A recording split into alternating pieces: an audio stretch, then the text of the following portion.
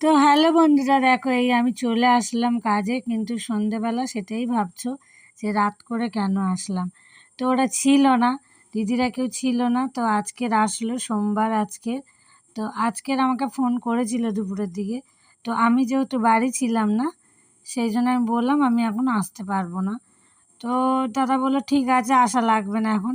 কিন্তু দিদি আবার সন্ধেবেলা ফোন করেছে আমরা রাতে খাবো কি। তো যাই হোক চলে আসলাম দৌড়ে দৌড়ে, আবার লিফটে উঠে পড়লাম, আর এই দেখো বেরিয়েই পড়েছি আবার। তো যাই, তারপর বলছে খাবো কি, সারপ্রাইজ আছে। তারপর সারপ্রাইজটা একটু একটু বুঝতে পারছি। ভাবলাম যাই দেখি, তাও যে একজন মেম্বার আসার কথা সে হয়তো এসছে। তো সত্যি সত্যি বেল বাজিয়েই ফেললাম। তো দিদি খুললো, আমি বললাম হ্যাঁ সত্যি সত্যি, দেখো তার খাবারের জায়গা, খাবার টাবার ভিজিয়ে তাকে রেডি করছে। আর হ্যাঁ, তাকে নিয়ে এসে কিন্তু তাকে আগে পার্লারে নিয়ে গেছিলো, নিয়ে গিয়ে স্নান করিয়ে তাকে শ্যাম্পু ট্যাম্পু করিয়ে নিয়ে পরিষ্কার করে তবেই ঘরে ঢুকিয়েছে। আর এই যে দেখো রুদ্রর বাবা এইখানে তাকে নিয়ে ব্যস্ত, তার খেলনা নিয়ে তাকে দেওয়ার জন্য ব্যস্ততা হয়ে পড়েছে। তো টাটা।